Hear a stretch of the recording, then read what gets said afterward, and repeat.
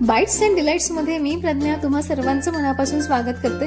आज आपण बघणार आहोत बेसनाची कुरकुरीत अशी शेव कशी बनवायची। चला तर मग रेसिपीला वेळ वाया न घालवता सुरुवात करूया।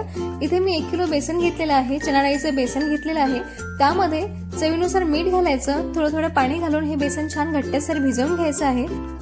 इथे व्हिडिओमध्ये दाखवल्याप्रमाणे तुम्हाला बेसनाची कन्सिस्टन्सी जर पातळ वाटत असेल तर यामध्ये थोडंसं कोरडं बेसन ऍड करायचं। त्यानंतर आपण जे मीठ घातलेलं आहे तेही इथे कमी पडणार आहे, कारण आपण इथे बेसन कोरडं ऍड करत आहोत, म्हणून थोडंसं मीठ सुद्धा यामध्ये घालायचं आणि छान मिक्स करून घ्यायचं। अगदी व्हिडिओमध्ये दाखवल्याप्रमाणे तुम्ही स्टेप्स फॉलो करा। तुम्ही सुद्धा घरच्या घरी खुसखुशीत अशी शेव तयार करू शकता।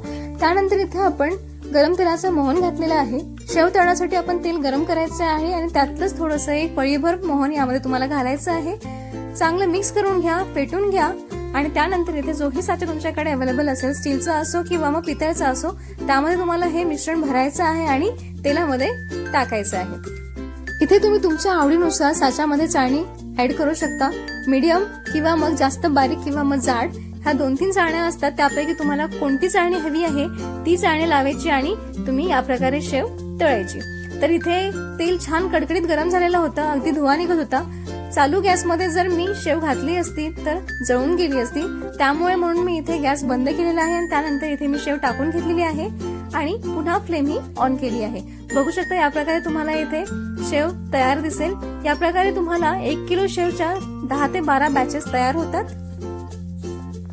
तर मैत्रिणींनो, तुम्हाला आवडत असेल तुम्ही त्या आकाराची शेव इथे बनवून घेऊ शकता।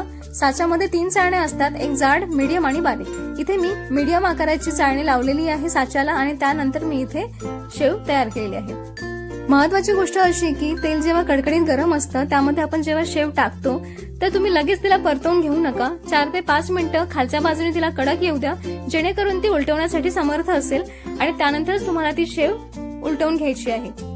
तुम्ही जर लगेच उलटवण्याचा प्रयत्न करत असाल तर शेव ही उलटता येणार नाही किंवा मग तुटू शकते, त्यामुळे ही काळजी नक्की घ्या। टाकल्यानंतर तुम्ही त्याला 2 ते 4 मिनिटं छान होऊ द्या एका बाजूने आणि त्यानंतर दुसऱ्या बाजूने त्याला परतवून घ्या।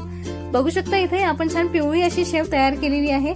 तुम्ही तेलामध्ये जास्त वेळ ठेवाल तर ती शेव लालसर होईल, त्यामुळे ती लालसर शेव खायला अजिबात खमंग लागत नाही। इथे ही शेव छान खुसखुशीत आणि खमंग झालेली आहे।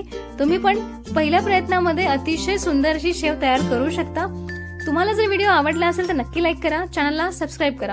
तुम्ही व्हिडिओ बघता पण तुम्ही लाईक करत नाही तर तसं अजिबात करू नका। तुम्हाला जर व्हिडिओ नक्की आवडला असेल, खरंच हेल्पफुल असा व्हिडिओ वाटत असेल तर तुम्ही त्याला नक्की लाईक करत चला।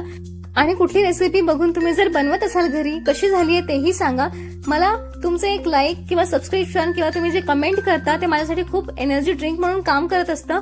मला उत्साह येतो आणि मी तुमच्यासाठी आणखी नवनवीन रेसिपीज घेऊन येत असते, त्यामुळे तुम्ही नक्की लाईक करत चला। तोपर्यंत नवनवीन रेसिपीज बघत चला, बनवत चला आणि खात रहा। भेटूया पुढच्या रेसिपीमध्ये।